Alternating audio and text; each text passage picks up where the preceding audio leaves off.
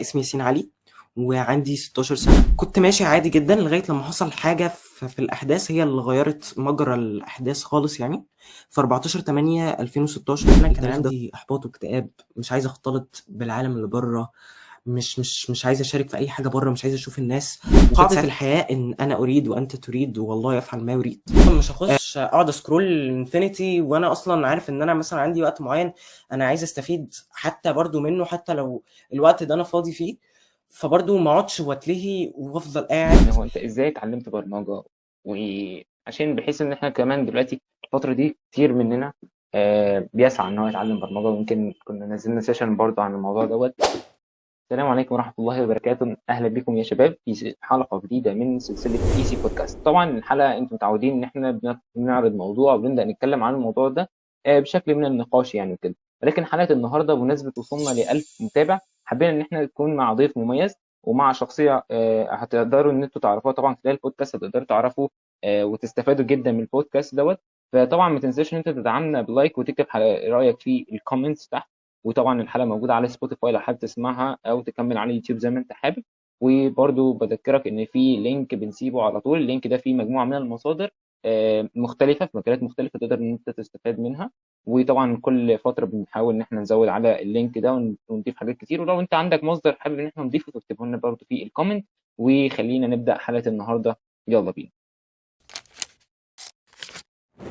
طبعا النهارده انا مش حابب ان انا اتكلم عن الضيف بتاعنا اكتر ما هو يتكلم عن نفسه عشان تكونوا انتوا فاهمين بشكل كبير، بس انا حابب اتكلم ان احنا معانا ضيف من نوعيه فريده، هو اسمه ياسين علي. قدر ان هو يحقق مجموعه من الانجازات في سن صغير. فهنسيب المايك مع ياسين وهو يبدا يتكلم عن نفسه. فاهلا بيك ياسين، شرفتنا بوجودك في البودكاست دوت، في ايزي بودكاست وفي ايزي اديوكيشن اصلا. فاتفضل المايك معاك. تمام، انا طبعا في البدايه انا سعيد جدا ان انا معاك النهارده، وبتشرف ان انا معاك يعني في البودكاست، واتمنى ان هو يكون بودكاست مثمر، وبشكرك على المقدمه المميزه جدا دي. انا طبعا في البدايه انا اسمي ياسين علي وعندي 16 سنه، وانا طالب من رسم متفوقين الثانويه بنين بعين شمس بالصف الاول للثانوي. داخل تانية ثانوي، واتقبلت من ضمن 96 طالب على مستوى الجمهورية إن أنا أدرس بالمدرسة دي. مهتم بمجالات كتيرة من ضمنها البحث العلمي والبرمجة ومجال ريادة الأعمال أو الانتربرينورشيب. وشاركت في تمثيل مصر والمشاركة بالعديد من الجوائز والمسابقات سواء المحلية أو العالمية منها. وشاركت في ان انا برضو في العديد من الاكسترا كوريكولر اكتيفيتيز او الستودنت اكتيفيتيز، شبه الفولunteering او التطوع في اكتر من هيئة يعني. وده هوضحه خلال البودكاست. وسعيد جدا ان انا معاك يعني مرة تانية. طبعا شرفنا بوجودك للمرة التانية.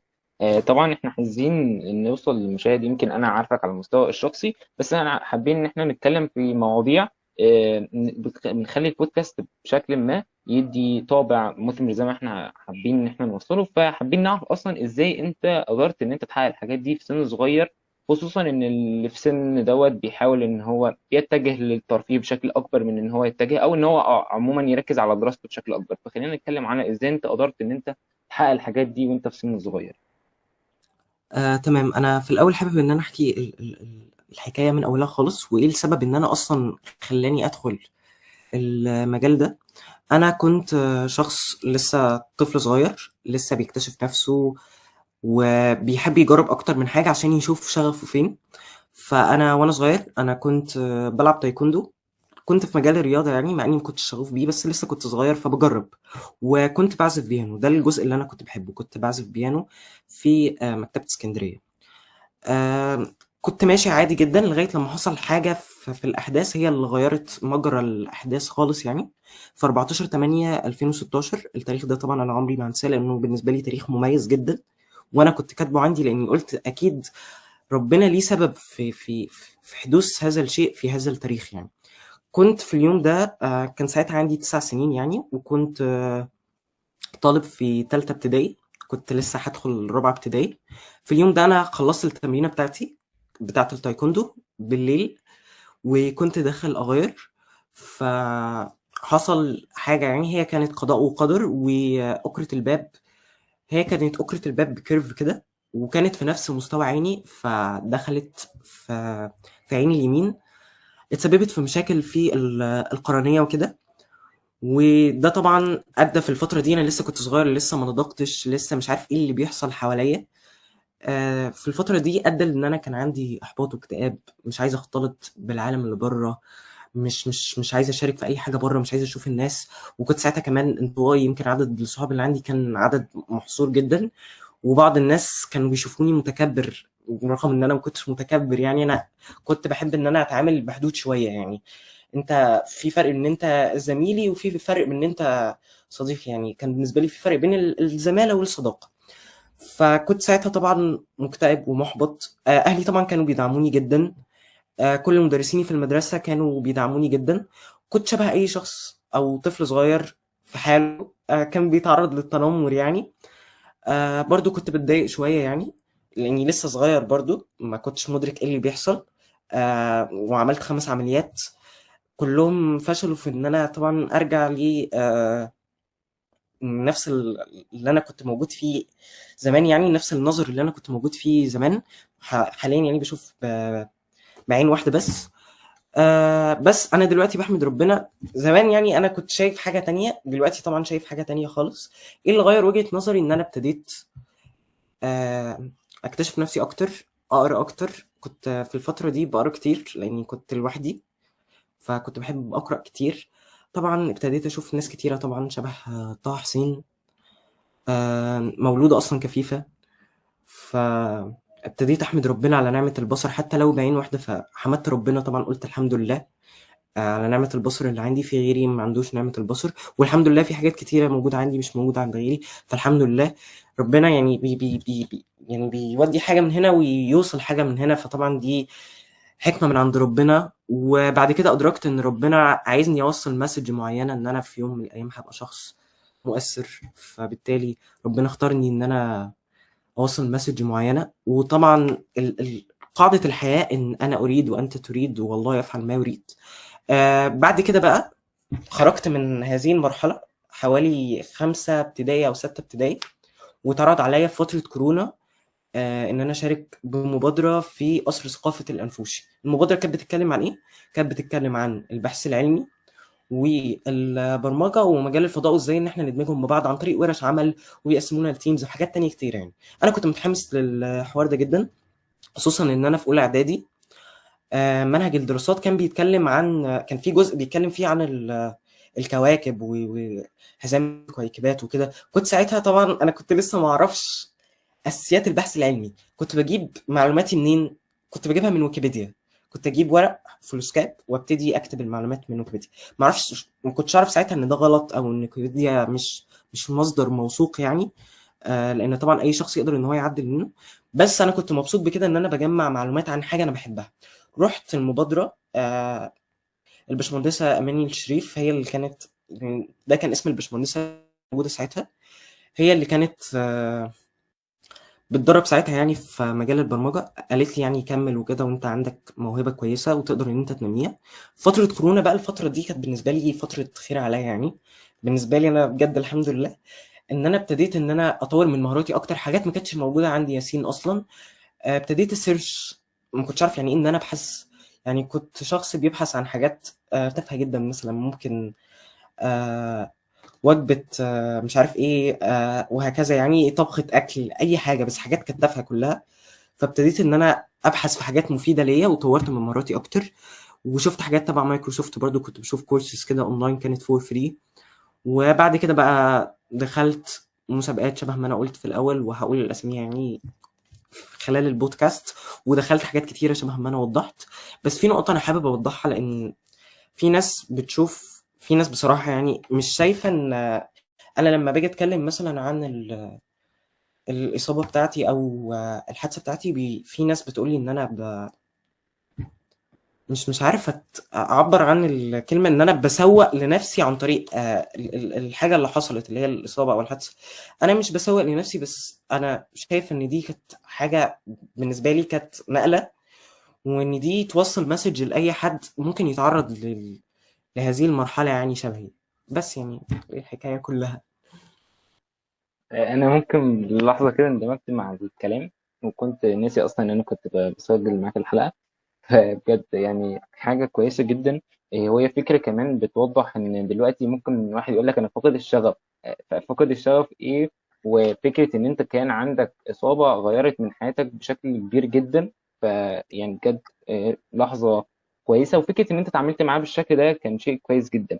فبس أنا يعني استوقفني سؤال. مثلا أنت دلوقتي إحنا عارفين إن في جانب من الدراسة وإن الشهادة شيء مهم جدا، وان انا لازم افوكس على الموضوع ده لان هي ده اللي المفروض يكون ماشي معايا. وفي ناس بتركز على الدراسه بس لانك يقول لك ما عنديش وقت ان انا اعمل حاجات جانبيه، ويقول لك ان الدراسه هي المفروض اصلا، هو شايف ان الدراسه هو الحل او الحاجه اللي المفروض انا اشتغل عليها وما فيش حاجه اقدر اشتغل عليها تاني. فانت دلوقتي من خلال الانجازات اللي انت عملتها، فاكيد مش بتوقف في فتره الدراسه، مش بتشتغل في فتره الصيف بس، بل انت اكيد بتشتغل في فتره الدراسه. فازاي، او خلينا نتكلم الجانب الدراسي من حياتك، هل ماشي ازاي وكده، وبعد كده نتكلم في نقطة تانية عن ازاي انت بتوفق ما بين الدراسة والحاجات اللي انت بتعملها. اتفضل.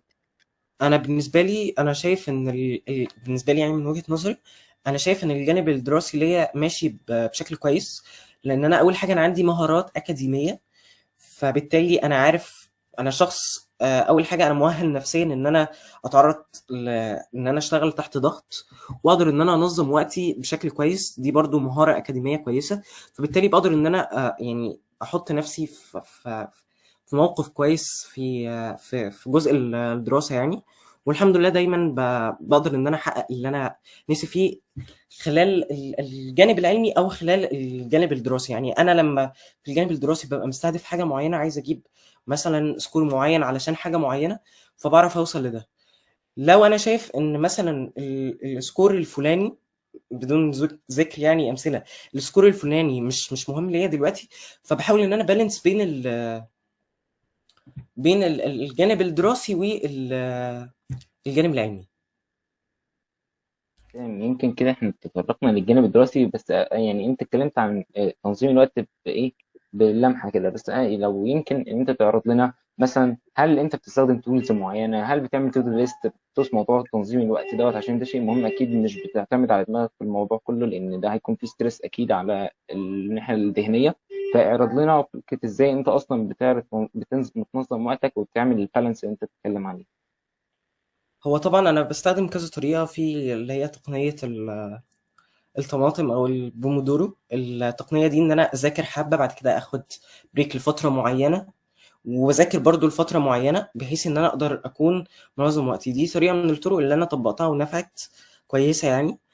طبعا بستخدم التودو ليست علشان انا شخص برضو بينسى يعني بنسى كتير الحاجات اللي في بعض الحاجات بنساها يعني، مش في المذاكره بس. مثلا في سمر بروجرام او حاجه انا عايز اقدم عليها، ببقى ناسي، فبكتب عندي برضو مثلا انا عايز اقدم على البروجرام الفلاني والديدلاين بتاعه كذا، فبفكر نفسي دايما.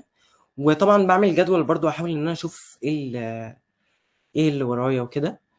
بس يعني انا شايف ان الجانب العلمي هو أولوية برضو شبه الجانب الدراسي برضو، والاتنين بيكملوا بعض. يعني أنا واحد قبل كده قال لي على المسابقات والسمر بروجرامز وكل الحاجات دي، قال لي ايه الهبل اللي انت بتعمله ده، وانا ساعتها استغربت جدا يعني. بس بعد كده لقيته ان هو شخص مهتم بالدراسة بس. ف يعني برضو ليه تروح تقول لشخص كده؟ يعني انت كده برضو بتحبطه. انا بالنسبة لي انا ما جاليش احباط، بس لو هو ممكن يقول لشخص تاني ممكن ان هو يتعرض للاحباط، فليه يعني؟ انا شايف ان كل شخص هو شايف مساره صح، خلاص كمل في مسارك، بس ما تأذيش حد معنويا بالكلام، او تأذيه نفسيا ان انت بتحبطه، بتقول له ان انت ايه الهبل اللي انت بتعمله ده، رغم ان انت شايف ومقتنع ان ده برضو هيكون جزء من الجامعة بعدين. فبس يعني دي وجهة نظري. هو أكيد طبعا في حكاية نقطة الدراسة، ويمكن الحاجات دي ممكن أقدم لنا حلقة عنها. فكرة إن الدراسة وإن أنت أصلا تتعلم بجانب الدراسة، وإن الأجازة مش مجرد أجازة تاخدها بس. مهما كان إحنا بنتكلم عن النقطة دي، فكرة إن أنت تتعلم جنب الدراسة برضه دي وجهة نظرنا، وأنت ممكن تكون حاببها وممكن مش حاببها. فبنفس نقطة بالظبط. إن أنت ذكرتها، إن أنا ممكن فعلا تقول لحد كده ممكن يحبط. سواء كان هو أصلا ماشي في التراك زي ما أنت كنت ماشي، أو هو مش ماشي في التراك، فهو في الحالتين هيحبط، لأن أنت أكيد رايح تقول له على حاجة هو مش مقتنع بيها. فيمكن الموضوع ده كويس ان انت اتطرقت ليه او ان انت ذكرته، لان بجد ممكن من الحاجات اللي ممكن في ناس دلوقتي بدأت تتجه ان هي فعلا تطور من نفسها. فممكن تروح لواحد بيدرس بس، فتقول له انت بتدرس بس ليه؟ فبرضه ده هيصاب بالاحباط اكيد. فخلينا نتكلم عن بقى نتطرق لانجازاتك بشكل شخصي. مثلا دلوقتي انا عرفت خلينا نتكلم عن المشروعين اللي انت عملتهم، سواء كان بروجكت رمسيس او بروجكت ايم هير. طبعا انا مش هتكلم عنهم، خلينا اديك انت المايك وتبدا تتكلم عن بروجكت وتتكلم عن فكرته وكده. تمام. طبعا انا هبدا برمسيس، لان ده اول بروجكت انا اشتغلت عليه وكان في فتره كورونا. البروجكت ده بيعمل ايه؟ هو انا يعني كنت بطبق عليه المهارات اللي انا اتعلمتها في مجال الروبوتكس والالكترونيكس. فابتديت ان انا استخدم فيه حاجات كتيره يعني من اللي انا هحتاجها يعني في هذا البروجكت.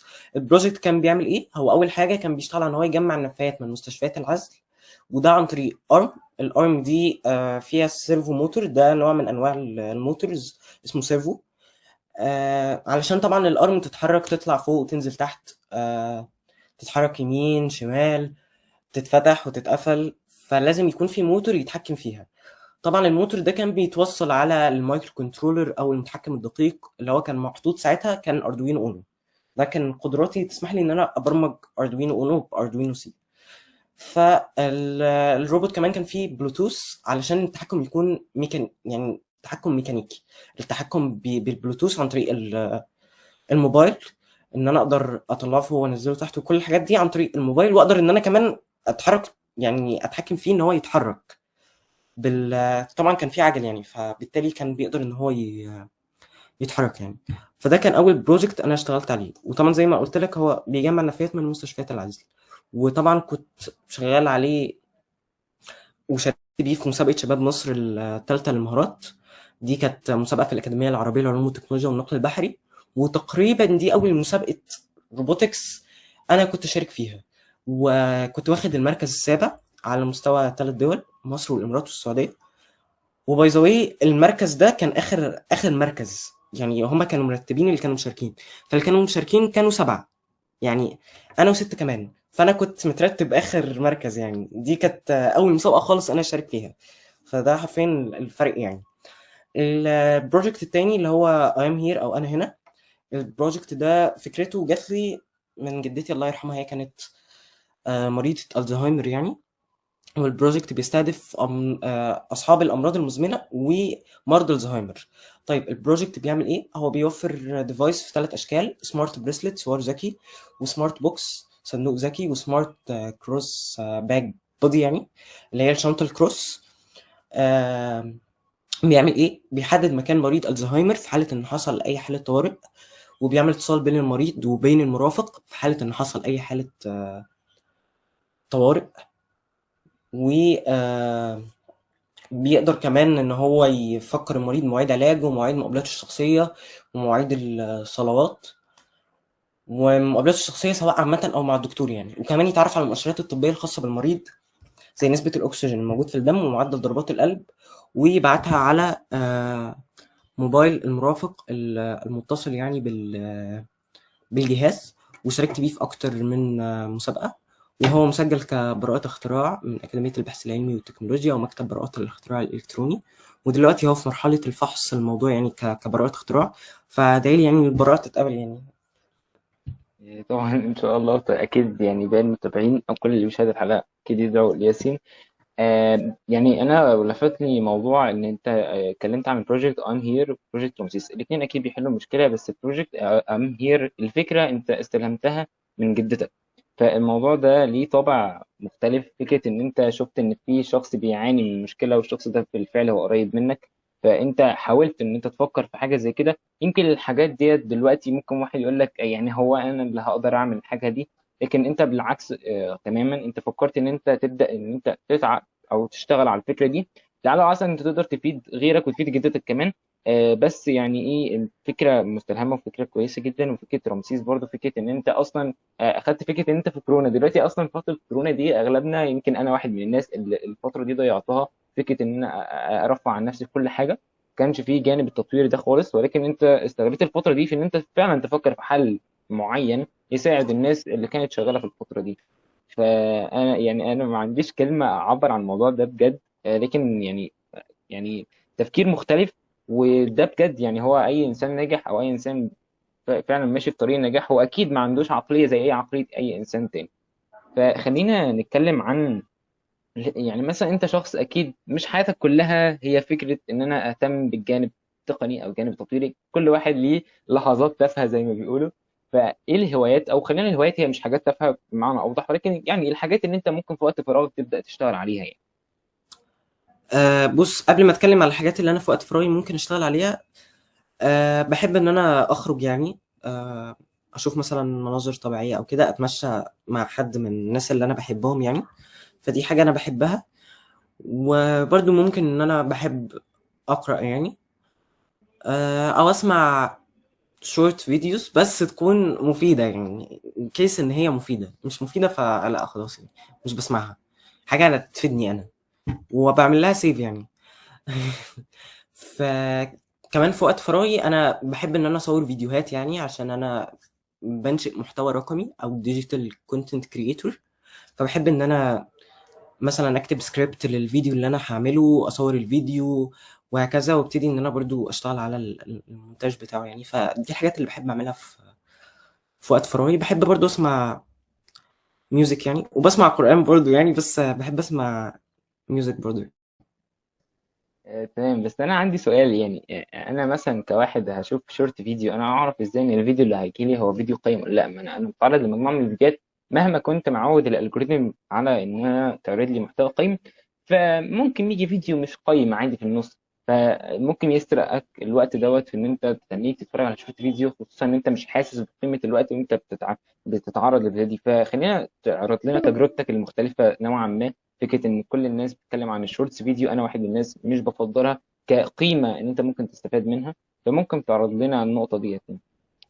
انا برضو مش بفضلها، بس انا يعني ده بيبقى وقت فراغي. في وقت فراغي انا بعمل فيه اي حاجه، لان وقت فراغي هو بيبقى جزء صغير جدا من يعني جزء صغير جدا من حياتي او من يومي. فبالتالي يعني بقول ايه المشكله؟ بس طبعا في ناس طبعا بتقضي طول الوقت ال 24 ساعه على فيسبوك وانستجرام على الشورت فيديوز. اصلا في يعني انا شفت قبل كده فيديوز كتيره، فبالذات في مجال الطب بالذات انا ما بحبش اللي هي ال untrusted resources اللي بتتكلم عن حاجات هي ملهاش فيها يعني، او ما عندهاش experience فيها. فدي اكتر حاجه بتضايقني يعني. يعني شفت قبل كده فيديوهات ليها علاقه بالاسنان، وصفات وحاجات علشان تنظيف الاسنان، بس المعلومات اللي فيها علميا وطبيا هي معلومات مخطوطه، ما ينفعش ان انا اعتمد عليها. فطبعا دي يعني خط احمر يعني، ما بحبهاش خالص. المصادر في ناس معينه ممكن ان انا اتفرج لهم على شورت فيديوز، فاهمني؟ يعني مصادر معينه، اللي هو مش هخش اقعد سكرول انفينيتي وانا اصلا عارف ان انا مثلا عندي وقت معين انا عايز استفيد حتى برضو منه، حتى لو الوقت ده انا فاضي فيه. فبرضو ما اقعدش واتلهي وافضل قاعد، الاذان ياذن ما اقومش وافضل ماسك الموبايل، حد يجي ينادي عليا اقول له حاضر هقوم وما اقومش وافضل برضو بسكرول. دي حرفيا بتبقى لوب انفينيتي يعني ما بتخلص. وناس كتيرة بشوفها يعني قدامي بجد بتتعرض لهذا الموقف يعني.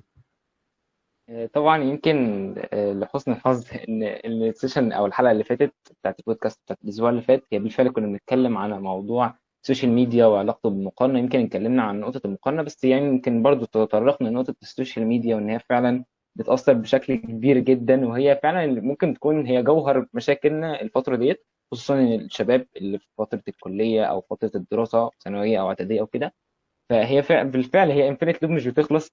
يمكن كنت اتكلمت عن ان لو حد حابب ان هو يعرف اكتر عن الموضوع ده، فيلم سوشيال ديلاما يعني كاد لو حد ما اتفرجش عليه فهو مش مدرك تماما ان ازاي اصلا السوشيال ميديا دي بتشتغل، او ازاي هنا بتسرق وقتك. ويمكن برضه هي زي ما احنا شفنا، يمكن انت شفت فيديوهات كتير، الناس اتفرجت على فيديوهات كتير لناس ناجحه، وبرضه هتلاقوا ان في نقطه مشتركه وهي فكره ان هو مش مهتم بالسوشيال ميديا بشكل كبير، وده ادى ان يكون عنده وقت يقدر ان هو يستثمره في حاجه تانيه يعني.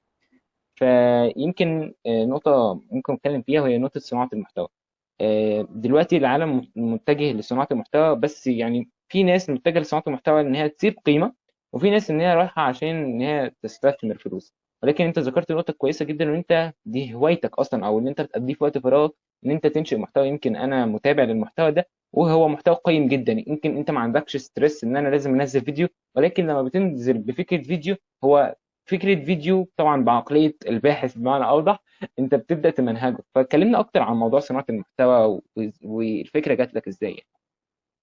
هي الفكرة جات لي إن أنا عايز أفيد الcommunity أو المجتمع اللي حواليّا بالskills اللي عندي، يعني المعلومات اللي عندي، وطبعًا المعلومات طبعًا قبل ما أقدّمها لازم أكون يعني متأكد منها 100% إن هي صح، هي تمام. ولو اكتشفت إن فيها غلطة باقول إن في غلطة في المعلومة الكذا الفلانية، أنا قُلت المعلومة غلط، وما عنديش مشكلة إن حد يصحح لي مثلًا معلومة، يقول لي مثلًا المعلومة الكذا اللي أنت قُلتها غلط. بس أول حاجة قبل من إن أنا أبتدي إن أنا أحدد الtopic اللي أنا هاتكلم عنه، أتأكد إن الcommunity أو المجتمع اللي حواليّا هو في need، هو محتاج فعلًا الtopic ده.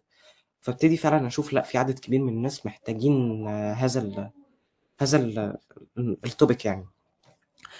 وطبعًا زي ما أنا قُلت لك لمّا كنت باحكي عن الحوار الحادث يعني أو الإصابة أو أيًا كان اسمه إيه يعني، اللي أنا اتعرضت له، فأنا أدركت في فترة من الفترات زي ما كنت باقول لك إن أنا ربنا عايزني إن أنا أوصّل message معيّنة. فأنا الchannel بتاعتي باحاول إن أنا أوصّل من خلالها العديد من الرسايل، بحيث إن أنا أوصّل الskills أو المعلومات اللي عندي بطريقة برضه تكون كويسة، وأفيد الناس اللي حواليّا، يكون محتوى برضه مفيد، ما اضرش اللي حواليّا، وطبعًا يكون محتوى trusted. طيب لمّا باجي بقى باعمل المحتوى أنا باعمل إيه، باحدد الtopic طبعًا زي ما قُلت لك إن الcommunity اللي حواليّا يكون محتاجه، يعني يكون في need. وبعد كده بابتدي بقى إن أنا أجيب أكتب الscript طبعًا بيكون مكوّن إيه من الtopic، بasearch من المواقع الموثوقة على حسب طبعًا الtopic اللي أنا باتكلم عنه. مثلًا لو programming فهي بتكون حاجة practical أكتر، هي عملية أكتر، فمش بابقى محتاج إن أنا مثلًا أسيرش على حاجة على قد طبعًا الexperience بتاعتي. فمثلًا أنا بابتدي مثلًا إن أنا share screen أrecord الscreen وابتدي إن أنا أطبّق أنا باشرح جزء كذا في لغة كذا، باوضّح لهم الجزء كذا ده بيعمل إيه. طبعًا لسه أنا ما بدأتش هذا الجزء يعني على الchannel، بس هابدأه قريب.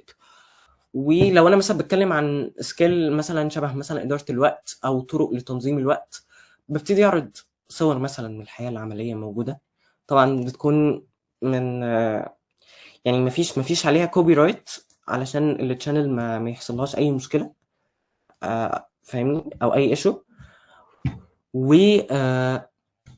ال كنت في الأول باحط موسيقى، وبعد كده ما حبيتش إن أنا أحط موسيقى يعني علشان ما اشيلش أنا الذنوب والشخص اللي بيتفرج يشيلني ذنوب، فتبقى حاجة مش لطيفة خالص يعني. فبعد كده بطلت إن أنا أحط موسيقى، يعني حتى في الانترو ما بقتش بحط موسيقى في الفيديوهات بتاعتي.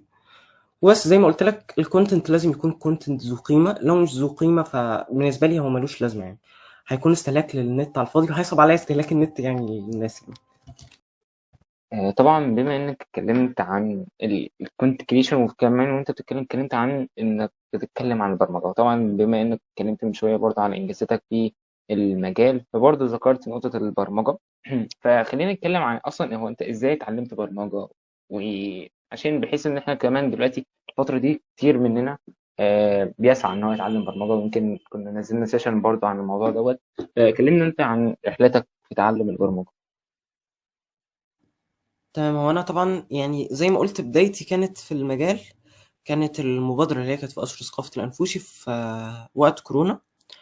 وكنت في الأول خالص درست اللي هي الblocks، الحاجات اللي هي البسيطة للbeginners عشان تفهّمهم يعني إيه الconditions، ال الحاجات دي كلّها يعني والloops، كل الحاجات دي. فكان الblocks كانت سهل إن هي توصّل الفكرة في الحاجات دي.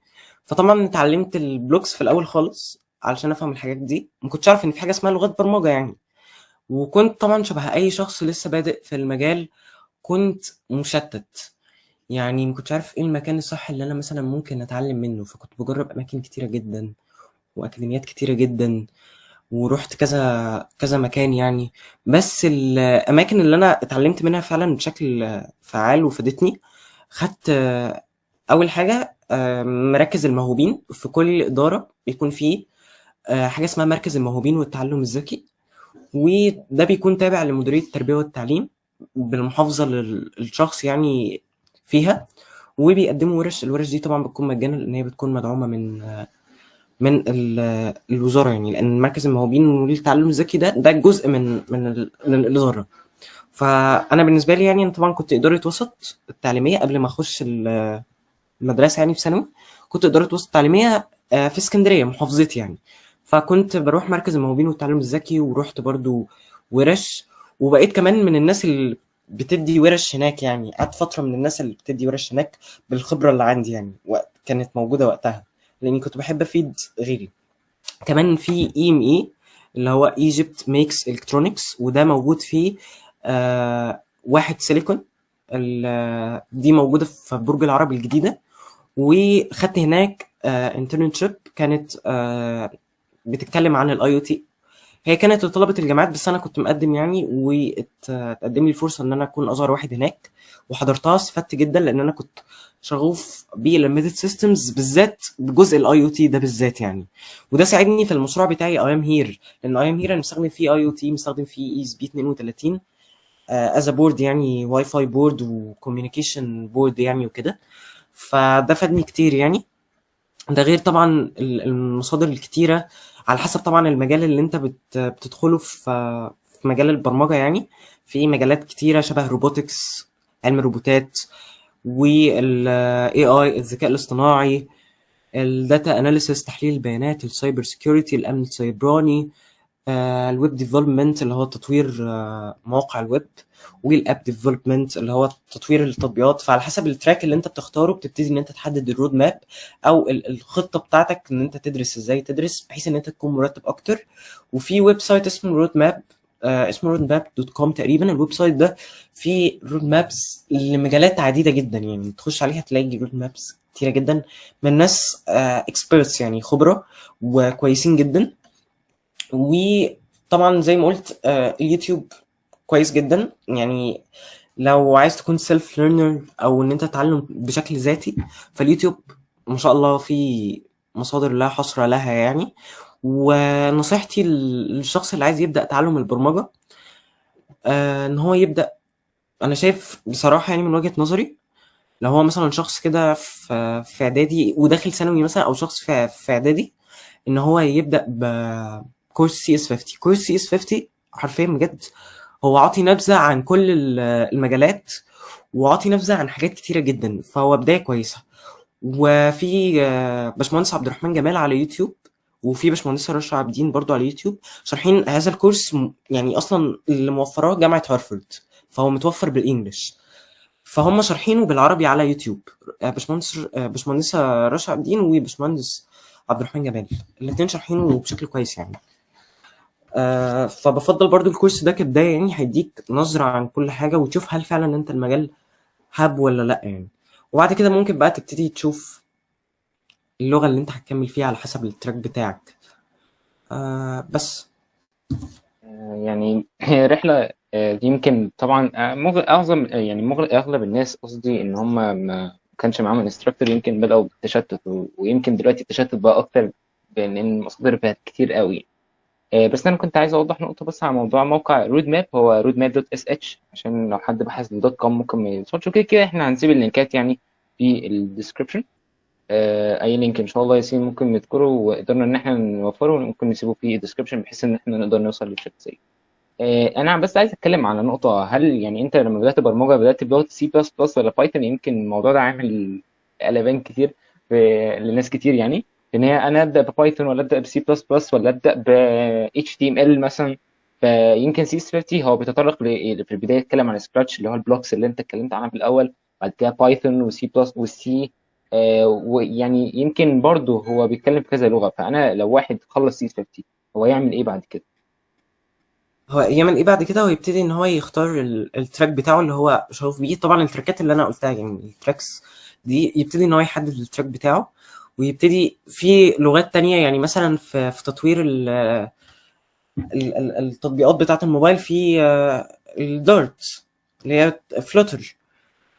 في برمجة المواقع سي اس 50 تطرق ليها، بس برضو في نقط هو برضو لسه يعني حاجات برضو تكون مور بروفيشنال هو ما تطرقش ليها. فيبتدي لو هو مثلا عايز يبتدي ينشئ الويب سايت بتاعه، الويب سايت ده هيكون ذو مصدر دخل ليه، يعني يبتدي ان هو يشتغل عليه از بروجكت، مش كتاسك مثلا. فطبعا هو هيحتاج حاجه بروفيشنال ويكون عنده اكسبيرينس، يعني فدي بتكون الخطوه اللي بتكون بعد كده ان هو بيحدد التراك. بيبتدي يدرس الحاجات اللي هي الإضافية للبروفيشنال، لأن هو الكورس بيديك نبذة عن كل حاجة عشان ما تكونش متشتت، انت تكون عارف كل حاجة. بس بعد كده انت هتكون محتاج ان انت تشوف التراك اللي انت هتكمل فيه، هتشتغل على بروجكت، هتخش بيه كومبيتيشنز، نوع الكومبيتيشنز اللي انت هتكون مستهدفها ايه. هتبتدي تشوف البروجكت بتاعك هل هو فعلا مفيد ولا لا، تنشره تماركت ليه بشكل كويس. هتحتاج يكون معاك شركاء يساعدوك في ان انت تنشر البروجكت ده. ولو هو ستارت اب هتبتدي ان انت تشتغل عليه، تشتغل على البراندنج بتاعه، السلوجن، الشعار بتاعه، مين الفئات اللي بتستهدفها وليه بتستهدفهم، وهكذا يعني.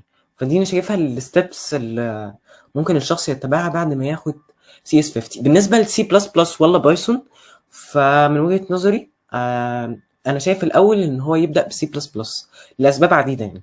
ليه سي بلس بلس هي صعبه، وطبيعي ان انت تبدا بالحاجه الصعبه، لان هي السي بلس بلس هي اقدم من بايثون، فطبيعي هي تكون صعبه يعني. في طريقه الكتابه بتاعتها هي مش صعبه ان هي مستحيله عايزه شخص عبقري جدا ان هو يبتدي ان هو يشتغل عليها. لا بالعكس، هي هتكون محتاجه بس تعود منك ومرونه، وانت بتتعلم ان انت لا ما تزهقش بسرعه. لا، انت لسه في الاول، واي حاجه جديده بتكون طبيعي كده صعبه يعني. انا شايف سي بلس بلس هي الاحسن ان انت تبدا بيها. بعد كده بايثون ليه اسهل من سي بلس بلس؟ لان بايثون هي تعتبر الى حد ما جديده، وهي في الكتابه بتاعتها قريبه جدا للغه الانجليزيه العاديه بتاعتنا، في الكتابه بتاعتها، في السنتكس بتاعها. فعشان كده هي بايثون اسهل من سي بلس بلس. سي بلس بلس بيتقال عليها اللي هي اللغه الام، هي شامله كل حاجه، او بالاصح هي سي وتحتيها سي بلس بلس. فعشان كده يعني. هو طبعا اللي ممكن المشاهد اللي ما يعرفش اكتر عن البرمجه، فهي سي بلس بلس وبايثون هم لغات برمجه بنتعلمهم عشان نبدا نعمل تاسك معين. ففكره عرضك للموضوع بشكل ما، انت اتكلمت عن فكره ان انا اتعلم اللغه اللي ممكن تساعدني في اللي هتكون مناسبه لمجالي. وطبعا لو كسي بلس بلس او بايثون، فسي بلس بلس، وانا طبعا بايدك وجهه النظر دي تماما. لان يمكن انا لما بدات اتعلم كبروجرامنج واتعلمت بايثون، كنت بتعامل مع بايثون عادي وبقدر ان انا اعمل التاسكس اللي كانت بتطلب مني. لكن انا مش فاهم برمجه، انا فاهم البايثون ذات نفسها، لكن بالظبط. كبروجرامنج ولوجيك وكده ما كانش ماشي. غير بقى بعد ما اتعلمت السي بلس بلس وكده. طبعا هي سي بلس بلس بالفعل صعبه جدا، ومش جدا يعني، انت ممكن تتعلمها عادي. وطبعا معنى ان شخص يقول صعبه، هي القاعده عموما اي قاعده هي ليها اكسبشنز. اه بالظبط. وكمان سي بلس بلس بتطور كتير من المهارات اللي هي العقليه، يعني عشان هي بروبلم سولفنج وكده، هي احسن بكتير من بايثون. عشان هي اصعب، فهي انا شايفها احسن، لان هي بتطور كتير من السكيلز بصراحه، بالظبط. عشان يمكن هي كان اقدم. في وفي احد الامثله اللي اتدربوه بيها ان انت لما بتيجي تتعلم السواقه مش بتتعلم على عربيه اوتوماتيك اكتر ما بتتعلم على عربيه مانوال، عشان مع انها صعبه عشان تقدر ان انت تسوق اي عربيه عموما. فالسي بلس بلس هي يعني هي دقيقه اكتر من بايثون. بمعنى اوضح، بايثون ممكن تسهل عليك شويه حاجات انت مش شرط تعملها، سي بلس بالظبط. بلس ممكن لازم تتعملها. فكويس ان احنا تطرقنا النقطه دي لانها نقطه يمكن شغله ناس كتير. خلينا نكمل في البرمجه ونتكلم برضو. يعني انت دلوقتي ممكن، انا ما اعرفش المعلومه دي بالنسبه لي مش عارفها، بس اعتقد ان انت بتحب الماث. فبالنسبه للماث او الرياضه عموما والانجليش، هل هم كانوا يعني، اولا اتكلمنا هل انت اصلا ادائك انت في الرياضه او اسمه ايه، انا كنت بقول ايه، لو كنا بنتكلم عن الرياضه او الانجليش، فانت كنت مثلا انت كان ادائك عامل ازاي؟ وهل كان عائق ليك في البرمجه ولا لا؟ بص، هو انا بصراحه مش بحب الماس قوي بصراحه يعني. بس ممكن لما دخلت في مجال البرمجه، يعني الماس عندي اتحسن بكتير عن الاول. بس انا كياسين لا، مش بحبه. بحب الانجليش جدا، وبحب اللغات، بحب اللغات قوي عامه. بحب ان انا اتعلم لغه جديده يعني، وبعرف ان انا اتدرب على ده بسرعه. بس شايف البروجرامنج هي طريقه من الطرق اللي تساعدك ان انت تطور مهاراتك في الماس، بس في جزء معين يعني. لما دخلت البروجرامنج انا ما كنتش عارف يعني ايه اللوجيكال اوبريتورز والحاجات اللي كانت موجوده، يعني كنت شايفها حاجات بقى كومبليكيتد قوي، وازاي انا هتعلم الحاجات دي ومش عارف ايه. بعد كده لقيتها حاجات بسيطه جدا، و... اي شخص ممكن ان هو يستخدمها يعني وهو بيتعلم يعني. فلا يعني كل حاجه بسيطه، بس هي بتبقى محتاجه منك ان انت في الاول يعني تتعلمها بشكل كويس، وبعد كده بتكون سهله بالنسبه لك، لان انت اوريدي خلاص اللي بيعوز حاجه اصلا بيبتدي ان هو يعملها بالظبط. في الجزء. يمكن اللوجيكال اوبريتورز والحاجات البرمجه، هي البرمجه اسلوب حياه عموما. يمكن من الحاجات اللي تاثر بالفعل على حياتك. يعني انت لو عملت جرافيك ديزاين مثلا مش هيأثر على حياتك بشكل كبير، لكن انت لما تتعلم بروجرامنج انت تغير من المايند سيت بتاعتك بشكل كبير. عايزين بقى نتكلم عن، يعني انت دلوقتي خلينا بقى نتطرق لانجازاتك والجوائز اللي انت حققتها، وخلينا نتكلم تشرح لنا بعض من الانجازات اللي انت حققتها سواء على المستوى المحلي او العالمي في المجال بتاعك. تمام. انا اول حاجه شاركت في مسابقه اي تريبل اي واي اي اس اي اس تي 12. دي كانت مقامه بالاكاديميه العربيه للعلوم والتكنولوجيا والنقل البحري في سنه 2022، وكنت مؤهل ان انا امثل مصر بالهند. بس حضرت هذه النسخه يعني، حضرتها افتراضي علشان تكاليف السفر وهكذا يعني. وكان ساعتها كان في تقريبا كان في اعصار في الهند في هذا الوقت يعني، كان في سبتمبر 2022. وكنت واخد مركز اول جمهوري، وكنت من المشاريع اللي اتأهلت ان هي تشارك بتمثيل مصر في هذه الفترة. وخدت كمان مركز اول على مستوى قارتي افريقيا واسيا، المنتدى الافرو اسيوي للابتكار والتكنولوجيا. وشاركت يعني سافرت هناك بقى ساعتها بالامارات العربية المتحدة، امارة دبي. خدت مركز اول في فئة البحث العلمي، وكان بروجكت بتاعي انا هنا ايام هير. وكمان شاركت بجلوبال اي تي تشالنج فور يوث with disabilities. دي كانت مسابقة معمولة يعني لذوي الهمم، كانت تبع مؤسسة زايد لذوي الهمم، وكنت مشارك تبع وفد وزارة الشباب والرياضة.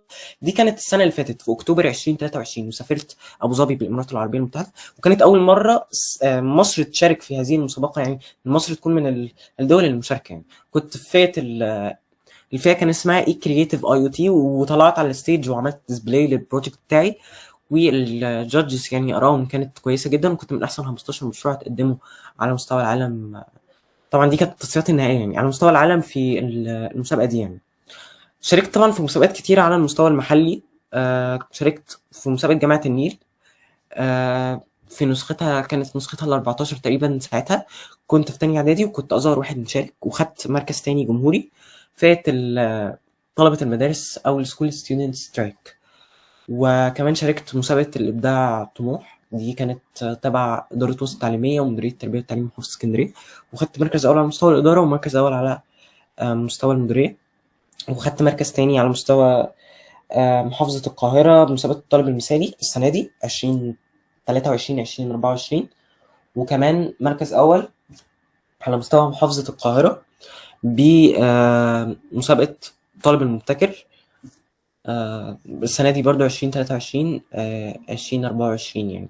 وكنت مشارك زي ما قلت في الأول بمعرض مكتبة اسكندرية للعلوم والهندسة. وخدت مركز تاني على مستوى الجمهورية فئة الأنظمة المدمجة أو الإمبيدد سيستمز. بالنسبة بقى للتطوع وكده، فأنا هيد ريسيرش كوميتي بتيدكس يوث معادي ستيم برانش. ودي بالنسبه لي هتكون تجربه جديده يعني، ان انا اول مره اكون يعني تقريبا اول مره ان انا اكون في الهاي بورد لتيم. وحاجه برضو بالنسبه لي ان انا كان نفسي قوي ان انا اكون في تيدكس، ونفسي كمان قريب ان انا اكون في تيدكس از سبيكر يعني. لو ان شاء الله يعني قريب ان انا احكي قصتي اكتر لعدد كبير من الناس وعلى الستيج، والتوب بتاعتي تنزل على اليوتيوب. دي بالنسبه لي هتكون، بالنسبه لي انا يعني هتكون اتشيفمنت كويسه يعني. وبرضه بشتغل ان انا اطور من مهاراتي في الانجليش وكده. واللغه التانية بالنسبه لي يعني دويتش الماني، فبطور برضه من مهاراتي فيها يعني. بس يعني دي نبذه صغيره جدا يعني. عندي تعليق في يمكن من احد الانجازات. يمكن انا لما شفت البوست بتاعك على الفيسبوك، طبعا هنسيب حساباتك على السوشيال ميديا بحيث ان الناس تعرفك اكتر في الديسكربشن. في مسابقه جامعه النيل، اعتقد المسابقه دي اللي كان حضر فيها دكتور رمزي عبد العزيز، واعتقد ان الناس كتير عارفه مظبوط دكتور رمزي عبد العزيز. ويمكن دكتور رمزي عبد العزيز اصلا عرفك واتكلم عن قصه نجاحك في البوست قبل كده، فخلينا تعرض لنا تجربتك عن الموضوع دوت. هو والله يعني دكتور رمزي عبد العزيز هو كان من الناس اللي كانت موجودة على الستيج وقت إعلان نتيجة المسابقة، هو اللي سلمني يعني الدرع وكان في ساعتها شيك مش فاكر المبلغ يعني كان كام. فهو طبعا سألني انت عندك كام سنة وفي سنة كام، قلت له تانية إعدادي. كل اللي كانوا مشاركين هناك كانوا ثانوي، كانوا ستيم وثانوي عام وكده. فطبعا هو استغرب، فقلت له طبعا انا حابب اخد صورة مع حضرتك، لان هو كان قبليها كان عامل توك انا ما كنتش اعرفه للاسف. وطبعا اتشرفت بعديها ان انا عرفته يعني، لان كنت ساعتها صغير لسه برضو ما عنديش اكسبيرينس قوي عن الناس الملهمين اللي شبهه يعني.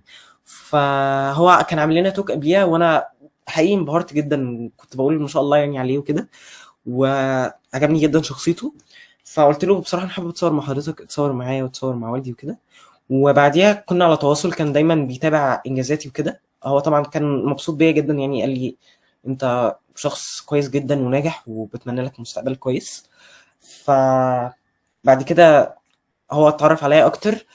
وفي الوقت اللي انا اتأهلت فيه لمسابقة منتدى الافرو اسيوي للابتكار والتكنولوجيا ان انا امثل مصر، هو قال لي لا انا حابب بصراحة ان انا يعني اعلن عن الجزء ده يعني. بعد ما انا تأهلت وخدت المركز الاول بره مصر يعني، في الامارات العربيه المتحده في دبي يعني، في جامعه زايد. فقال لي ابعت لي صور وكده، وحابب ان انا اعرف الناس اكتر بيك يعني، بشخص ملهم شبهك. وهو طبعا كان سمع قصتي كلها يعني، وكان مؤمن جدا بيا. فبجد بشكره جدا يعني ان هو اعطاني الثقه دي والفرصه دي يعني. عدد كبير برضو من الناس عرفني بسبب دكتور رمزي يعني عبد العزيز، ادين ليه هذه الجزئيه يعني. طبعا دكتور رمزي عبد العزيز، مع اني انا مش في الجانب الريسيرش وكده، ولكن انا من الناس اللي بحب اتابعه في التوكس بتاعته، سواء كان مع احد المستضيفين وكده. هو شخصيه وعقليه مختلفه جدا. وخلينا نتكلم في نقطه مهمه، وهي نقطه ان انت دلوقتي في مدرسه متفوقين عين شمس، ومع الانجازات اللي انت حققتها. فهل دخولك للمدرسة اللي انت يعني عين شمس، هل كان مثلا احد الحاجات اللي انت كنت مرتب لها، او اللي انت كنت اصلا يعني، هل هي كانت داعم ليك اصلا عن الثانوية العامة، او ليه انت دخلتها عن الثانوية العامة؟ تمام، انا يعني هجاوب على كذا سؤال بطريقتي يعني. هي اول حاجه، هي ما كانتش من خطتي ان انا ادخلها، دي اول حاجه، وهقول ليه يعني. آه... تاني حاجه طبعا هي كانت داعم ليا، كانوا بيدعموني جدا يعني، حتى مطلعين عليا لقب سفير مدرسه المتفوقين يعني، والحمد لله يعني. آه... تالت حاجه انا ليه مثلا فضلتها عن ثانوي عام، مميزات كتيره طبعا. هي اول حاجه انا قلت ان انا اتقبلت من ضمن 96 طالب. هي فعلا كل سنه بتقبل 96 طالب، اعلى 96 طالب في اختبارات القبول اللي هي بتكون في العلوم والانجليش والرياضه، و اختبار القدرات العقليه والذهنيه يعني، اللي هو الاي كيو. بياخدوهم ان هم يدرسوا في المدرسه. دي اول ميزه، ان هم 96 طالب بس، فالعدد مش كبير في المدرسه يعني، 24 طالب في كل فصل يعني 4 فصول، فالعدد طبعا مش كبير. تاني حاجه ان المدرسه فيها شعب علمي بس مش علمي وادبي، يعني اول ما بدخل هو علمي. طبعا بدرس نفس مواد الثانوي العام عادي جدا. واللغة التانية إجباري ألماني، يعني مفيش مثلا اختياري ألماني وفرنش وإيطالي، لأ هي ألماني على طول. فأنا كده كده كنت متارجت الألماني يعني، فما كانش عندي مشكلة في الحوار ده. ده غير كمان إن المدرسة على مستوى الجمهورية، فبتعرف على ثقافات من يعني محافظات كتيرة جدا يعني. معانا ناس في دفعتي، معايا ناس من أسوان، معايا ناس من الوادي الجديد، معايا ناس من دمياط، معايا ناس طبعا من القاهرة، معايا ناس من اسكندرية، أنا من اسكندرية برضو، محافظات كتيرة يعني. فدي كانت فرصة كويسة جدا. في طبعا بالليل حاجة اسمها مذاكرة مسائية، دي بتكون في الفترة من 5 ل8. أنا وأي طالب عادي جدا أقدر إن أنزل لأي مدرس، مش شرط المدرس اللي بيديني في الفصل، أسأله على الجزئية اللي أنا مش فاهمها، أو درس أنا مش فاهمه بيشرحوا لي عادي جدا. وممكن مدرس يجمع طلبة في المدرج، لو هم اجمعوا على جزئيه هم مش فاهمينها، عدد كبير يعني، بياخدهم في المدرج ويشرح لهم هذه الجزئيه. ده غير المحاضرات، في كذا محاضرات بتتعمل لنا يعني عن المسابقات. وكان معمول لنا برضو زي بروجرام قبل كده، اتعمل من قريب، كان من نادي روتري يعني، علشان نطور من مهاراتنا وكده. وكان في شويه معلومات لذيذه يعني. فدي الحاجات اللي خلتني ان انا افضل ثانوي يعني متفوقين عين شمس عن ثانوي عام. وكمان المدرسة طبعا داخلي، يعني السكن داخلي، وفي التغذية بجدول من وزارة التربية والتعليم المصرية يعني. بيكون فطار وغدا وعشاء، ويوم دراسي الصبح بيكون فيه طبعا مجالات وأنشطة، مش كل الأيام بس بجدول معين طبعا. المجالات والأنشطة دي بتكون في يوم معين، ويكون في يوم رياضي بالليل في السكن. يعني السكن طبعا جوه المدرسة في مكتبة، جوه المدرسة عادي جدا في كتب، وجوه المدرسة كمان في مركز استكشافي. مركز استكشافي فرع عين شمس جوه المدرسة بتاعتنا. دي حاجة يمكن عدد قليل من الناس اللي يعرفها، يعني دي حاجة أنا اتفاجئت بيها لما رحت المدرسة. المركز الاستكشافي في نفس الدور بتاع المكتبة. يعني أنا بطلع السلم يميني المكتبة والأوضة بتاعت العزف وكده، والشمال في مركز الاستكشافي فرع عين شمس. فدي حاجة كويسة برضو في جوه أجهزة وكده. ووقت لما بنحتاج إن إحنا نشتغل على الأجهزة دي بندخل وبنشتغل عليها في وقت المسابقات برضو. فدي حاجة دعم لينا يعني.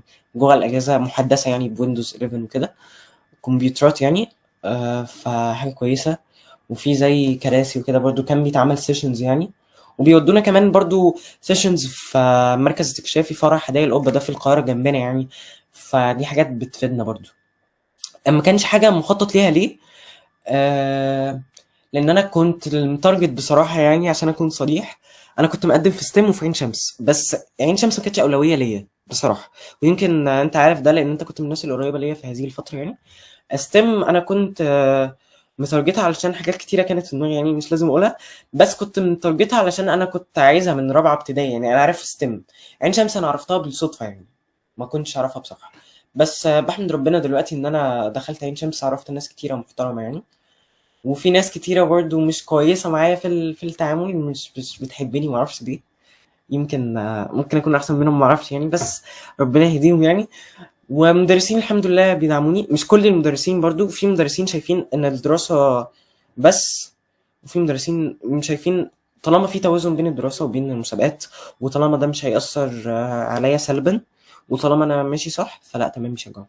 في مدرسين حتى لما بيجوا يدوا النصيحة بيدوا النصيحة غلط، بيدوا النصيحة بالطريقة اللي يهدموا بيها الطالب نفسيا أو معنويا. أنا معاهم إن هم يقولوا للطالب مثلا أنت ماشي غلط، بس مش دايركت، في تمهيد برضو بطريقه. يعني المفروض المدرسين بيكونوا دارسين الجانب التربوي او الجانب النفسي، ان هم ازاي ينصحوا الطالب بشكل كويس، فاهمني. بس والحمد لله ان انا دخلت عين شمس يعني، مع انها ما كانتش من اهدافي. فربنا برضو ليه حكمته يعني في كل حاجه. هو كويس اصلا ان احنا اتكلمنا عن نقطه عين شمس، خصوصا ان احنا في الفتره ديت هو يمكن ثالثه اعدادي اللي خلصوا ثالثه اعدادي هم دلوقتي بيبداوا ان هم يطوروا من نفسهم في الاختبارات القبول، بحيث ان هم مثلا من اول امتحان القبول يتم الاعلان عنه يقدروا ان هم يقدموا. فيمكن انت عرضت مدرسه عين شمس، ويمكن هم كده يعتبر شافوا نموذج من مدرسه عين شمس بشكل فعلي، ويمكن انت برضه اتكلمت عنه في الفيديو على الشانل بتاعتك. ان شاء الله طبعا زي ما ذكرنا ان احنا هنسيب لينك الشانل بتاعتك في الديسكربشن. ف يعني فكره مدرسه عين شمس او اصلا اي مدرسه، هو اي انسان هو محتاج داعم عموما. ففكره ان انت معاك داعم ومن مدرسه، يعني انت كمان مش داعم خارجي، يعني انت المدرسه اللي هي اصلا بتديك منهج دراسي هي بتدعمك في نفس الوقت. وطبعا نقطه ان انت ذكرت ان في عيوب، اكيد هو اي مكان انت هتخش عموما هو لازم يكون فيه عيوب. وحكايه ان يكون في مدرس مش بيدعم، او ان هو مش ان هو ممكن يديك نصيحه بس ما يكونش عارف ان تاثيرها انا عليك هيكون بشكل بتكلم سلبي. عليا مش بتكلم عليا انا بالذات يعني. انا بعرف ان انا مثلا ما اتضايقش او حاجه عشان خلاص انا بقيت مدرك ده. بس بتكلم عامه على قاعده، طب يعني عامه. اه وطبعا بالظبط، زي ما عن انت اي قلت، شخص. مفيش طبعا مكان اكيد مفيش حاجه كامله يعني، ده قانون طبيعي يعني. مفيش حاجه كامله خالص يعني كمال لوحده، فدي حاجه طبيعيه يعني. كل مكان بيكون ليه مميزات ويكون ليه عيوب، وعلى قد مميزاته برضه بيكون على قد عيوبه. بس انا ببقى رايح، انا ببقى يعني انا عارف العيوب، بس انا بروح علشان احسن من المكان اللي حواليا.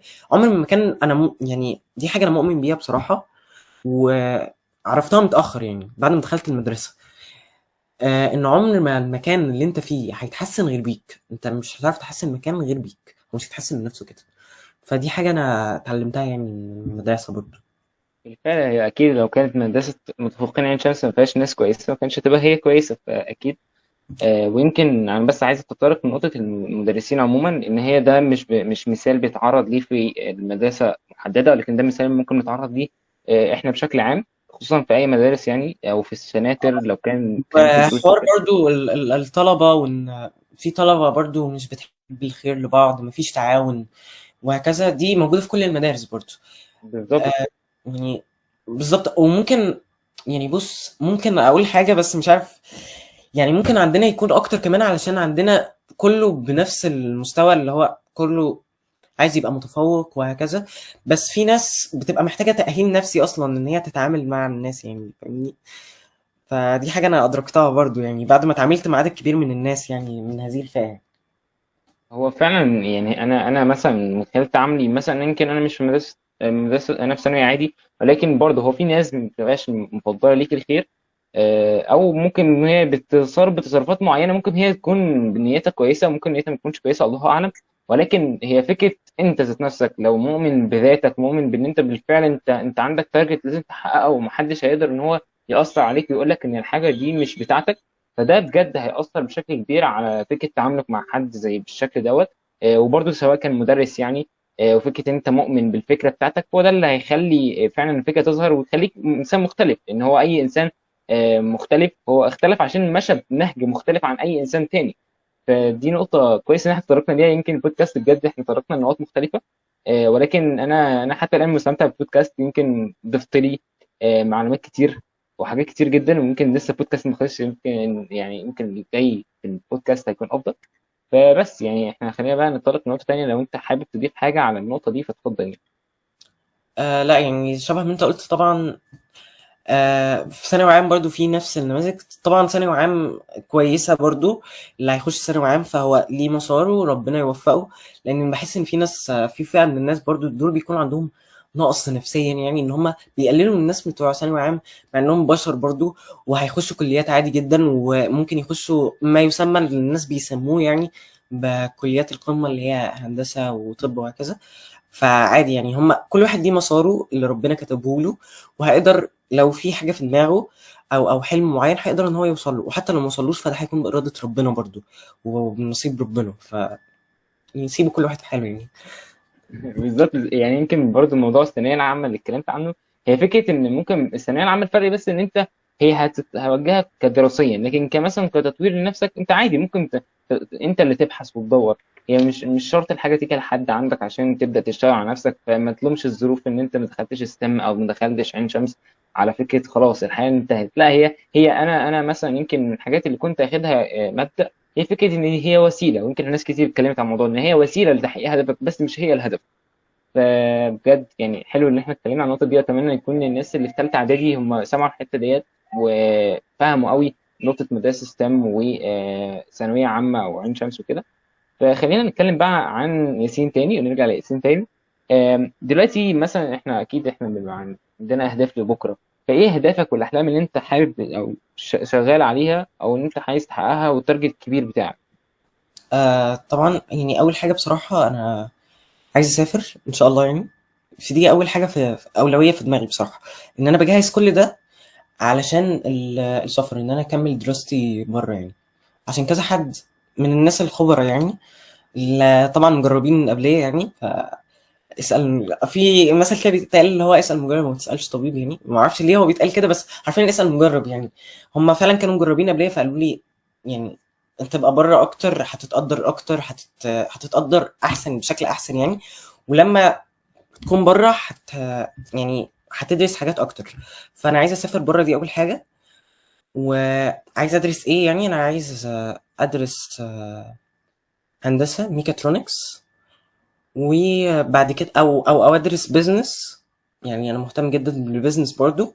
وبعد كده افتح بقى المدرسه بتاعتي انا عايز ان هي تكون بتعلم ذوي القدرات الخاصه والاشخاص اللي هم العاديين، تدمجهم مع بعض وتعلمهم البرمجه والمهارات الحياتيه وهكذا، يعني مهارات البحث العلمي.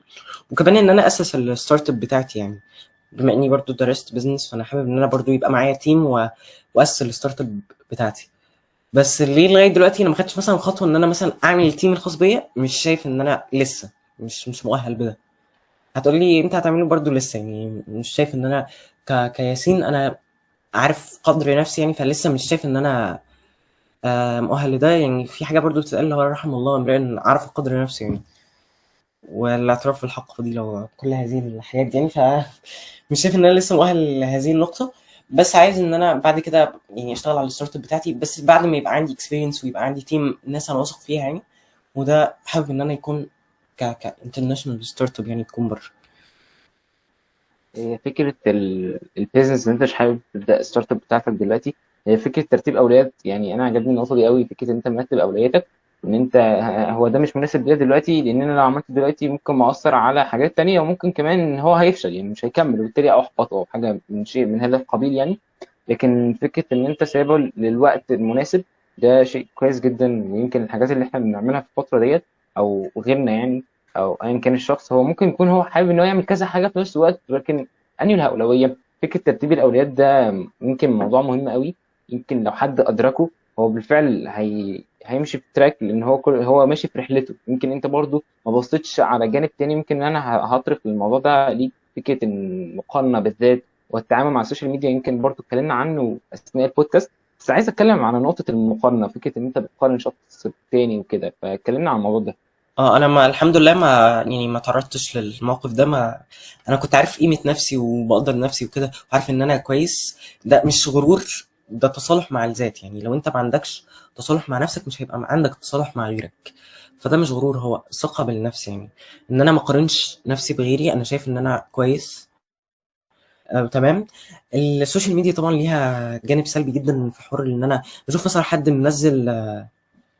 منزل مثلا اتشيفمنت، منزل حاجه، فابتدي ان انا اقارن نفسي بيه. لا، انت ليك بلان خاص بيك، وهو كمان ليه بلان خاصه بيه. ما ينفعش ان انا اقارن نفسي بشخص تاني وانا ما اعرفش هو مثلا خاض ايه او عدى بايه، واقعد اقول يا بخته ومش عارف ايه، وانا ما اعرفش ايه اللي ورا الصوره، او ايه اللي ورا الستاره حرفيا. ما اعرفش ايه اللي حصل. ما ينفعش ان انا اقعد احط نفسي في مقارنه بشخص انا ما اعرفش هو مر بايه. في ناس برضو مش بتقارن في الحوار الانجازات ده بس، في ناس بتقارن في اللبس، الماديات. فده برضو بيكون نقص في الشخصية. يعني هو محتاج يبتدي ان هو يراجع نفسه. زي ما قلت لك، الشخص لازم قبل ما يتعامل مع غيره لازم يكون مؤهل نفسيا ان هو يتعامل مع غيره، يكون عارف ان هو فعلا هل ده الوقت المناسب ان انا اتعامل مع غيري ولا لا، علشان هو فعلا هيكون بيأذي نفسه وبيأذي اللي حواليه. مش هتكون حاجة كويسة خالص يعني. وانا شايف كده بجد. بالظبط، يعني هي فكرة حب يعني حب نفسك هتحب غيرك. مش حب، فبجد يعني هو مش حب الذات اللي هو بزيادة بقى ان انا اقف قدام أكيد. المراية واقعد اطب لنفسي كده. هو لا، كل مش حاجة عموما، كل حاجة عموما لما بتزيد عن حدها بتتقلب ضدها. حتى شرب المية فكده بالظبط. بالظبط. فخلينا برضو نكمل كلامنا في، يعني انت اتكلمت عن قصتك اللي انت مشيت فيها، فأكيد عندك مجموعة من المعرفة ومجموعة من الخبرة اللي تقدر تقول لنا فيها رسالتك انت للشباب اللي في سنك، ان هم يعملوا ايه يعني. طبعا اول حاجه ان هم يبتدوا يشوفوا ايه مجالهم، ايا كان هو فني، مجال علمي، رياضي، ادبي. يبتدوا ان هم يشتغلوا على نفسهم فيه، يستغلوا الاجازه بشكل كويس، لان الاجازه بجد حاجه يعني هي بتحصل ايه كل سنه بين السنه والتانيه. وفي النص بيكون في فتره الدراسه. فتره الدراسه انت بتعرفش تستغلها كلها ان انت تطور ذاتك. حتى لو هتطور ذاتك فانت هتطورها مع الدراسه، فما ننساش دي. فطبعا الاجازه بتكون يعني مرحله كويسه جدا ان انت تبتدي تعرف نفسك اكتر، تطور من مهاراتك اكتر، تجرب فيها ايه. لو جربت ولقيت ان الحاجه دي مش نافعه معاك تروح حاجه تانية، يعني مش شايفها مشكله خالص. وما ما يعني ما تسمعش الكلام الناس الا اللي هو طبعا نقد بناء، نقد كويس ليك، تبتدي تسمعه وتشوف هل فعلا اللي قاله الشخص اللي قاله ده فعلا عنك صح. لو فعلا اللي هو قاله عنك صح تبتدي ان انت تعدل من نفسك فيها ايه. كلنا يعني بنغلط. وطبعا يعني احسن حاجه ان انت لما تغلط تقول فعلا انا غلطت، وتبتدي ان انت تعدل نفسك من النقطه اللي انت غلطت فيها. كمان يعني ابعدوا عن السوشيال ميديا، استخدموها بشكل مفيد ليكم، ما تكونش حاجه تضركم نفسيا، حاجه يعني تتقلب سلاح نفسي سلبي سيء جدا. وطبعا يعني من اهم الامثله اللي انا ذكرتها مثال المقارنه. المقارنه مش بس بتكون في الانجازات، المقارنه بتكون في كل حاجه. يعني مثلا نشوف صوره واحد راح الساحل، وانا عيلتي مش في مقدرتها ان هم يودوني الساحل، فاقعد اروح ازن عليهم واقول لهم انا عايز اروح الساحل، وهم غصب عنهم ما بيبقوش عارفين يردوا عليا يقولوا لي ايه. فدي طبعا نقطه سلبيه انا شفتها قدام عينيا. يعني كذا حد، كذا طفل بيعمل هذه الحركة يعني. وكنت باتضايق جدًا الأهل ما بيبقوش لاقيين رَد إن هم يقولوه، ما غصب عنهم يعني. الأب بيحاول إن هو يعمل اللي عليه عشان يعلّي من شأن عيلته، بس هو يعني هيعمل إيه؟ هو بيعمل اللي عليه حرفيًا، هو بيشتغل، بيحاول إن هو يجيب لهم دخل كويس بمقدرته، باللي هو يقدر يعمله علشان يعيشهم أحسن عيشة. وده أنا كنت شايفه يعني والدي بصراحة بيعمل ده معانا الحمد لله. ووالدتي برضه الحمد لله، والدتي مش بتشتغل، والدي هو اللي بيشتغل يعني. والحمد لله معيشنا أحسن عيشة، وبيحاول إن هو يخلّينا نطوّر من مهاراتنا. الكورسات اللي إحنا عايزين نروحها طبعًا بيخلّينا نطوّر من مهاراتنا، ويودّينا الحاجات اللي هي تكون مفيدة لينا. لو شايف إن هي حاجة مش مفيدة يبتدي إن هو يتناقش معانا ويقول لنا فعلًا إن هي مش مفيدة. وأنا بصراحة باحترم وجهة نظر أهلي، لو هُم شايفين إن حاجة مش مفيدة خلاص. أنا عارف إن هُم يعني جرّبوا أكتر منّي وخاضوا تجارب أكتر منّي، فهُم أكيد عارفين أكتر منّي. هُم يعني أكيد عارفين أكتر منّي لإن هُم جرّبوا أكتر منّي. أنا لسه مهما كان، حتى لو اتحمّلت مسؤولية بدري، فهو أنا شخص لسه باتعلّم، لسه باجرّب. ف يعني دي الحاجات اللي أقدر إن أنا أقولها دلوقتي يعني، وأنا باقولها بشغف لإن أنا كل الحاجات دي أنا جرّبتها يعني. يمكن برضه في نقطة مهمة، بس يمكن البودكاست هو حرفيا كل ما بقول خلاص هنقفل البودكاست لا بيطلع حاجة يمكن تنورها في دماغي، وهي فكرة تحمل المسؤولية. هل انت شايف فعلا ان انت ما عشتش طفولتك، او ان انت ده انت كده المفروض لا انت مش عايش طفولتك، انت انسان مظلوم، ولا لا عادي؟ إيه المشكلة لما اتعلم بجانب دراستي وان الموضوع مش ضاغط عليا؟ خصوصا ان انا ذكرت من شوية ان الناس بتقول لك في الاجازة ان انا المفروض ارفع عن نفسي، وان انا ما اعملش اي حاجة غير ان انا قاعد مش بعمل اي حاجه. ليه؟ عشان في دراسه جايه هي هتتعبني. فانت شايف وجهه نظرك ايه في الموضوع ده؟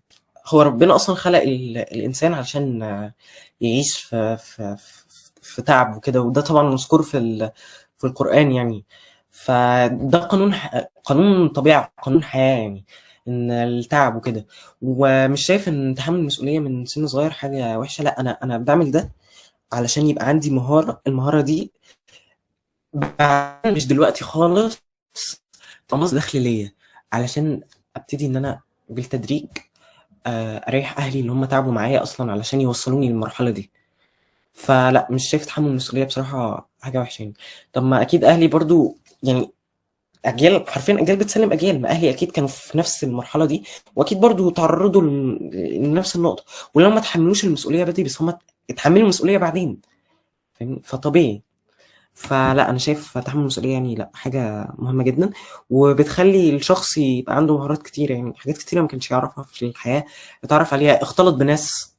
يعني أنا زي ما قُلت لك في الأول أنا كنت انطوائي، لمّا ابتديت في المجال أنا بقيت اجتماعي، بقيت باتكلّم بطلاقة جدًا، بكذا يعني بالعربي، بالإنجليزي بقيت باتكلّم بطلاقة. أول presentation قدّمتها كنت واقف حرفيًا ماسك في الورقة اللي أنا كنت ماسكها، وكنت حرفيًا واقف مكاني. فدي كانت حاجة سلبية جدًا. بعد كده طوّرت من مهاراتي، بقيت باتكلّم، باتحرّك عادي، ما بقيتش باتوتّر، فاهمني؟ هي دي الحياة يعني. بالظبط، هو الموضوع بيجي بالممارسه، وان انت خلاص انا اتعودت على الموضوع ده فابدا اشتغل على نفسي. ويمكن دي نقطه برضو للناس اللي بتسمعنا، هي فكره ان مفيش حد وصل لحاجه الا لما هو كان برضو بدا بنفس البدايه والفشل اللي انت ممكن ان انت اشتغلت فيه وشايف نفسك ان ده نهايه الطريق. بس لكن لما بتكمل بتبدا تجتاز المرحله دي. مضبوط. نقطة الداعم، أنا طبعا عارف إن أنت ذكرت قبل كده في لقاءات كتير هي فكرة إن اللي دعمك هو والدك والدتك، بس أنا عايز أعرف مين الداعم غير والدك والدتك أو العائلة خارج نطاق العائلة. مين اللي كان داعم ليك بشكل كبير؟ طبعا أي حد هو غالبا بيكون ليه منتور، حد قدوة ليه بيبدأ يمشي وراه. فممكن تذكر لنا الموضوع ده، لأن بجد الموضوع ده بيبقى حاجة مختلفة، لأن هو بيساعد أولا أنت تبقى عارف أنت في الشخص ده أنت شايف فيه حاجة، او الشخص ده بيدعمك بشكل ما ان انت توصل. طبعا انت ممكن يكون عندك كذا حد بيدعمك، لكن في حد اكيد هو جوهري في حياتك مره. ماشي، أنا هاقول ميس بسنت. هي ميس بسنت فاروق، هي باي ذا واي هي رئيس قسم الموهوبين والتعلم الذكي اللي أنا اتكلمت عنه يعني في إدارة وسط التعليمية، وهي كانت المنتور بتاع المشروع بتاعي. مش رمسيس اللي هو I am here أو أنا هنا، كانت المشرف العلمي عليه يعني. فهي بصراحة ساعدتني في حاجات كتيرة جدا، وحاجات كتيرة ما كنتش أعرفها. وطبعا أنا كنت ساعتها شخص لحوح جدا في أي حاجة اتصل بيها ميس بسنت، وهي كانت بتبقى موجودة عمرها يعني ما، حتى لغاية دلوقتي يعني هي دايما بتساعدني يعني أي حاجة. وطبعا هي حتى الان هي المنتور بتاعي، لما بحتاج اي سؤال ببعت لها، هي بتساعدني يعني وكده. وطبعا في صحابي، يعني صحابي مش صحابي اللي هم في المدرسة كزمايل، اللي هو زمايل دراسة، لا صحابي الناس اللي هي قريبة جدا ليا، يعني اللي هي بتدعمني وقت ما انا ببقى مثلا ممكن ساعات ابقى متضايق من حاجة او كده، اكلمهم بيكونوا موجودين. فالحمد لله يعني في جزء كبير من الناس، وفي ناس كتير يعني الحمد لله بتحبني يعني وبتدعمني على طول، فالحمد لله يعني. الحمد لله. وصلنا لنهاية الحلقة. بجد يعني أنا اتشرفت بوجودك، وأنا استمتعت بس بالحلقة. مش عارف المشاهد هيكون أصلا وجهة نظره إيه بالحلقة. أنا ذات نفسي معاك في الحلقة مستمتع جدا. لقاء مختلف، لقاء مثمر. ما كنتش اتوقع ان هو يمشي بالشكل ده. يعني كنت شايف ان هو لقاء هنطلع منه باستفاده اكيد. بس بجد لما انغمسنا في الحلقه يمكن اتكلمنا بشكل ما عن مواضيع كتير تهم ناس كتير. مش شرط برضو ان في نفس المرحله الدراسيه بتاعتنا، لا ممكن يكون في مرحله دراسيه تانية. ان شاء الله نقدر ان احنا نكون افدناكم في الحلقه دي. وإن شاء الله نبقى نوفر حلقة تانية لو قدرنا مع ياسين، لو اتكلمنا في مواضيع مختلفة لو انتوا حابين يعني. وهو طبعا لو هو مرحب بالفكرة فأنا أكيد على أنا. مرحب جدا يعني. فبجد يعني شكرا لك ياسين عن انت لبيت الدعوة في انك تكون معانا في البودكاست دوت. وان تيم ايزي اديوكيشن تشرف بمعرفتك جدا. وبس يعني طبعا لو انتوا عندكم اي اسئله في الكومنتات ممكن تكتبوها، وبعد كده ان شاء الله ممكن لو كان في اسئله كتير ممكن نجمعها ان شاء الله مع ياسين ونبدا نتكلم عن الموضوع ده بشكل تاني. يكون بارت 2 بمعنى اوضح. وبس يعني اتمنى نكون حلقه مفيده. واشوفكم في حلقه جديده ان شاء الله من ايزي بودكاست. وطبعا اي لينك تم ذكره هنسيبه في الديسكربشن. وطبعا حسابات ياسين على السوشيال ميديا حساباتكم برضو في الديسكربشن، بحيث انتوا تقدروا تعرفوا عن ياسين اكتر وتتعلموا من خبراته ومعرفته. واشوفكم في حلقه جديده. باي باي.